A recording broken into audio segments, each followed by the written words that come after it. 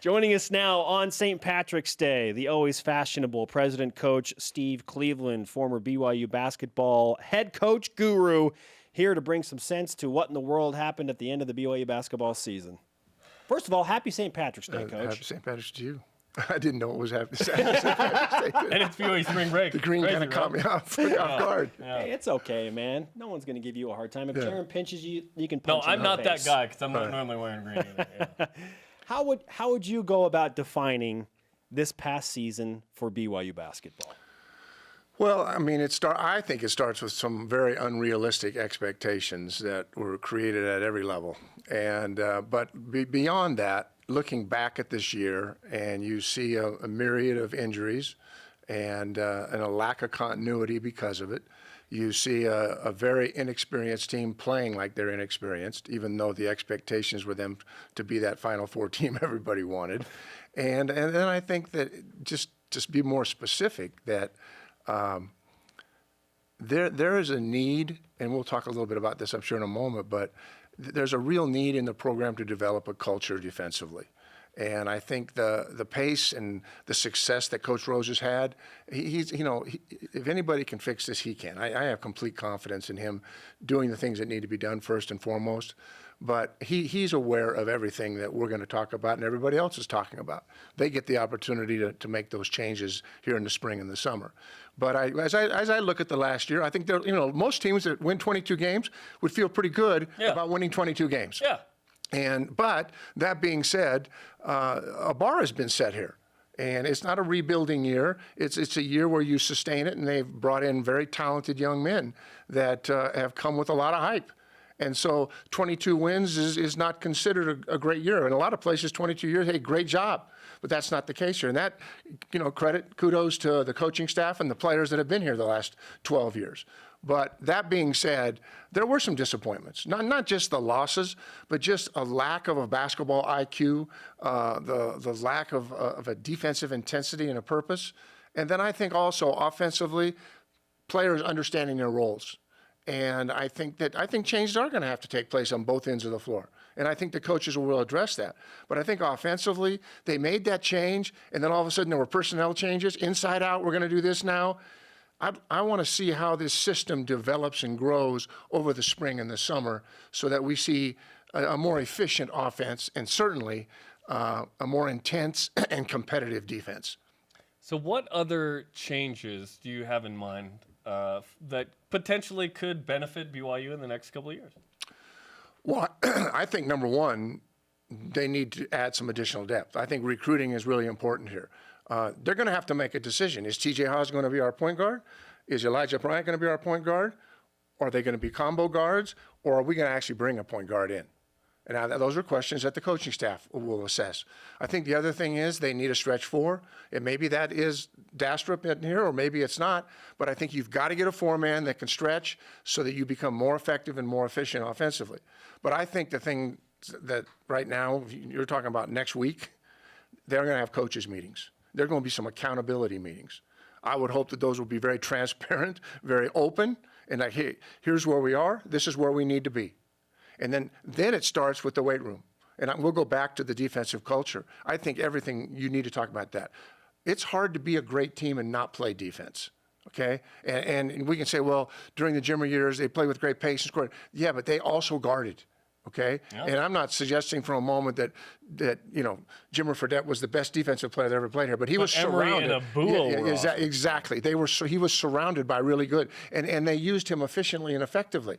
But I think that to win this league, to get to the tournament, and to be a Sweet 16 team without defense is not happening. I don't care who you are, what you think you know, it's not happening. How do you change that in 1 year, though? That mentality of, hey, we like to get energy from scoring, but some nights you're not going to score, and so if that energy's not coming, how do you change the game when you're not scoring and get defensive energy? Well, your lessons learned. Let's watch film this spring and summer. I know they will. They'll watch film and they'll break it down and they'll go, here's what you need to be better at. Sometimes it might have to do with quickness. I mean, there's not a person in that arena that knew one of those UT guards, Arlington guards. Those guards went where they want, when they wanted, at any time they wanted. That there was an athleticism and a quickness that just was quicker than what BYU's guards were capable of guarding. So if you're not as quick and as athletic, then you look for ways to maybe gap. St. Mary's guards, I don't think that Nar and Rayhan, yeah, are they guarding UT Arlington's guards? Hermanson are overly athletic or quick, but they get in a stance, they're disciplined, and they work at it. And really, there's a discipline that comes with being a great defender. You've got to get down, you've got to be willing, and you can develop that strength, you can develop that culture right now, in the spring, in the summer, and then there has to be accountability. If Jerem isn't guarding and he just wants to shoot the three, or whatever the circumstance is, very familiar. Totally accurate. But when you're not playing well, if I don't have the ability as a coach to say, you need to come and sit, you got to guard. Do you understand that, Jerem? You got to guard. And come sit down. Coach, and I'm here to shoot. Yeah, exactly. I'm going to be on the bench quickly. Quickly. But, I mean, you got to have both. But I think the accountability is really important. And so now that they're going to have, hopefully not have all the discombobulation with injuries and all the things that happened this year and new players, but that's got to be something that also comes from the players. Yeah. They got to want this. If they really want to win, they're going to have to guard. And I, listen, there's talent, but talent is never, ever, ever enough. Never. And so they've got, this is a culture that has to be developed over the next 6 months. Yeah, what are you supposed to do when your coaching staff, because of depleted numbers, you can't exactly just pull all the guys that you want to coach on the bench. They got to stay on the floor. And that's a great point. I've had that experience. Yeah. I mean, I remember going to Fresno with 6 or 7 scholarship players for about 3 or 4 years. I'd look down the bench. My assistants would go, hey, you got to get him out of the game. I'd look down there and I'd go, nope, you're going to keep playing. and you look at Frank Bartley transferring a couple years ago, Jake Toulson, Jordan Chapman.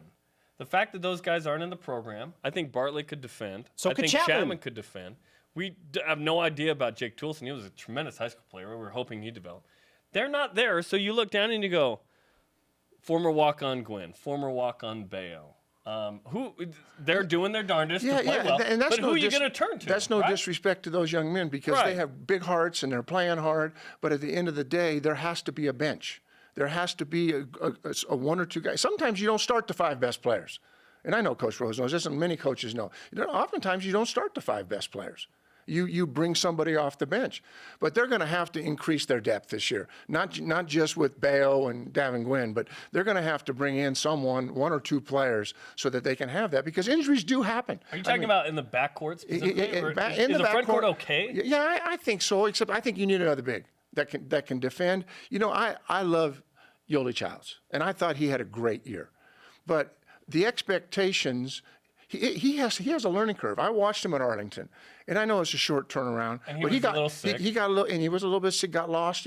Well, a year from now, that won't happen, because they'll all be in. Listen, there's so much respect for this coaching staff and for Coach Rose.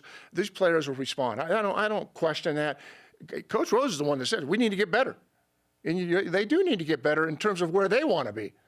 In a lot of programs, 22 wins is better, but not for where this program is and where they want to be and what the expectations are. And Coach Rose has created those expectations with just, all the success they've had. So I think Yoli Childs can be a great defender. I know Eric Mika can as well. But people do get in foul trouble. It's hard to just play 5 or 6 players. One of the unique things about St. Mary's is they don't foul. They're so disciplined in that way. I'm not suggesting we have to be St. Mary's. I'm suggesting that it has to mean something, that the players have to be passionate, and that they get excited on the bench, not when they just hit a 3, but when someone gets a stop, and we get multiple stops, because that's how you win games on the road. President Coach Steve Cleveland bringing the heat in Studio B, assessing BYU basketball's most recent season. And now I want to ask you, what do you expect from BYU next season? What are your realistic expectations for Cougar Hoops 9 months from now or 8 months from now when they get going again? They'll be better. They'll be better because they'll be probably hell to pay here over the next few weeks and months, okay? There's going to be an attention getter here. They're going to be in the weight room. They're going to be doing things, and I hope they embrace it. I hope there's leadership that's developed through this, among the players. I'm not talking about the coaching staff, among the players. But there is no reason for them not to be in a situation where they're going to be competing with Gonzaga again and with St. Mary's. Those 2 teams pretty much return everyone. So it's not like they're going to go away. They're not going away. But BYU has a much higher ceiling to get better. I mean, those two teams are really good, and they'll be probably what they are now. But BYU has a chance to get much better defensively. They have a chance to get much better offensively. I didn't mention this earlier, but I think when you're changing people and there's injuries and you're putting in a new offense and all this is happening during the season, establishing roles. How often do we talk about maybe shot selection? Man. Understanding what my role is. What is my role? Very well defined over the course of the next 6 months. And then you have that continuity. And there just wasn't that continuity this year as a result of all the injuries and issues in the youth and the inexperience, all the things that compounded, plus, you know, playing games. And really, once you start playing games, there's very little time to change a culture, very little time to change the fundamental work. It all has to happen before the season starts. Let's talk about an uncomfortable subject. No one wants to predict transfers, and we're not going to name names per se, but just the idea that guys transfer. Let's talk about the last 5 years. From last year backwards, okay? Guys that transferred after season. 3, 2, 1, 2, 1. And within that, you had guys quit as well in 4 of the 5 seasons. So the last 5 seasons, guys that either transferred or quit from last season backwards. 4, 3, 1, 3, 3. There's attrition on teams. You've been a coach for a long time. Yeah. There are guys that are currently on the team that you think will play next year that won't be on the team. It just happens. So there's going to be a little bit of turnover here. That's the nature of college basketball these days. The fact that a player would leave a school that he's been at for 3 years and then all of a sudden jump ship and go play somewhere else because he graduated, I mean, those kind of things were unheard of. Yeah. But they're very common now. And I think that we live in a kind of what have you done for me lately type world, and with parents and outside social media and everything that's contributing to the development of a mind of a young man thinking, hey, you hear all these voices. Hey, you know what? You're not going to play. They got Nick Emery, who had an amazing freshman year. You got TJ Haas coming back. Hey, they just brought in a transfer, Elijah Bryant. All of a sudden, the voices are coming, and the player makes his mind up before he even talks to the coaches, because he's talked to his parents, he's talked to his AAU coach, his high school coach, he's talked to Twitter and everybody else, Facebook and everybody else. But they make their mind up before really thinking through it. And then really when they leave, sometimes, probably most times, they go, I should have just stayed. You know, now there are occasions where it's a loaded lineup, they're not going to play, and they're good enough and they want to, and you know, they go to the ACC and play and have some success.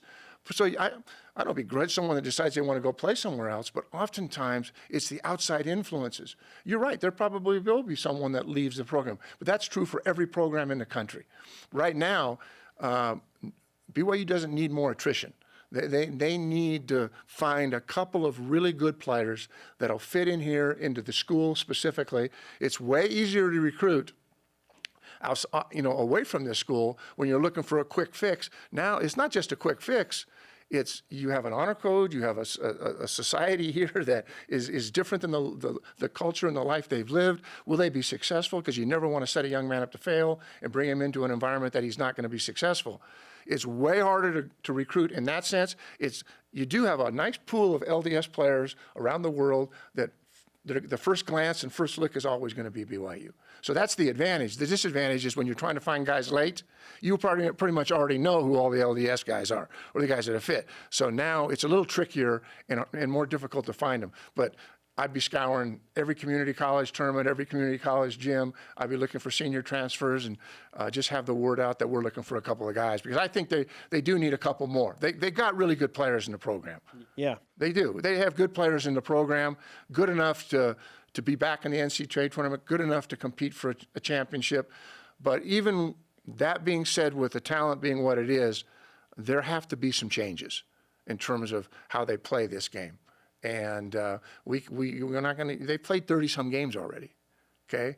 And all of a sudden, you saw late in the year, there's still some of those inappropriate shots taken, or there are guys not guarding, and that's too late in the year. Standing around on offense. Yeah. And you know what? That was the thing for me, was just watching them just kind of stand. Yeah. And they love the pace and they'll move, but they'll develop. The coaching staff will develop, I think, a look this year for this team, which will involve more movement and not just let's stand on the outside and look for Mika. It's got to be cutting and moving and screening and doing whatever this coaching staff feels will help this team be more successful. But it has to involve ball movement.